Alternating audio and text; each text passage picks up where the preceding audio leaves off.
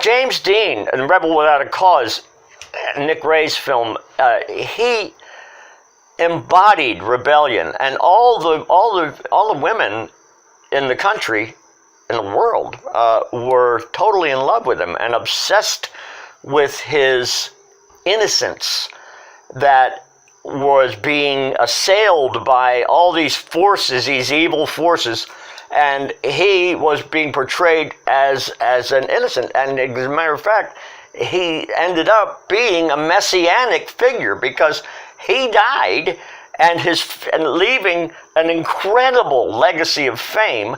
Elvis, on the other hand, lived and kind of sucked the air out of that whole thing and took it on where it went. But it started with James Dean.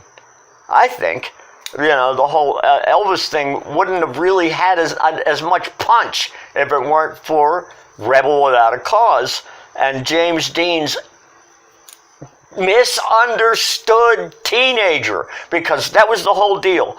Teenagers were not understood. The generation gap was a gap that the adults were on one cliff screaming over, and the children were on the other cliff not hearing them. And so, Rebel Without a Cause expressed everything that oppressed teenagers were feeling at the time. And it got it spread all over the screen that this was the truth. And you believed it.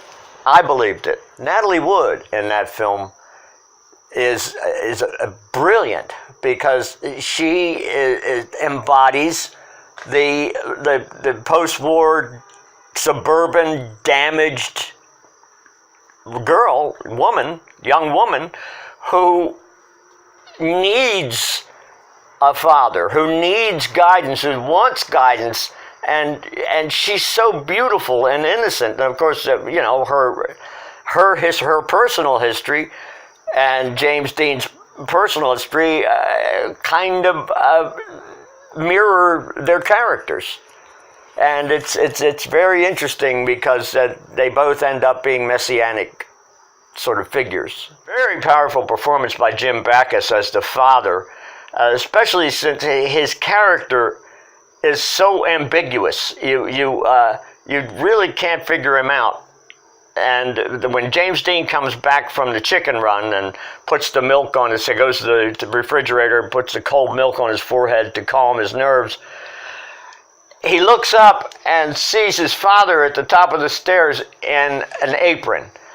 And he's immediately emasculated, and you can see it in James Dean's face. You can see him looking up and being very disappointed that his father is not a strong, powerful, masculine figure that's going to help him and give him guidance and wisdom. Instead, he comes down and because James Dean wants to go to the cops and tell them about the kid that just got killed. But Jim Backus's character plays the role, very, very flat, perfect role of the establishment telling you to lie. Sound familiar? The establishment telling you to lie about something that is very important to you and your conscience.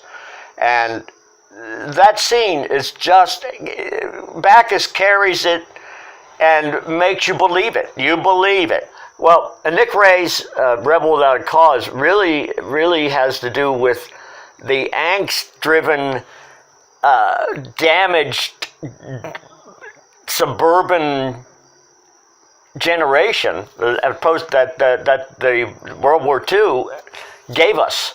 I mean, this is the post-war generation, and these films are dark. They're about the damage that was done to society, to our social system by the war. Nick Ray's Rebel Without a Cause was the progenitor of films like Easy Rider, and because you completely identified with James Dean, what he was going through. It's exactly what young people were going through at the time. And for Rebel Without a Cause, they hit the nail right on the head. You completely identified with the characters and went all the way with them. You know, they were liberating. Both films were liberating. They exonerated you from from feeling any guilt about your disenfranchisement and your rebellion.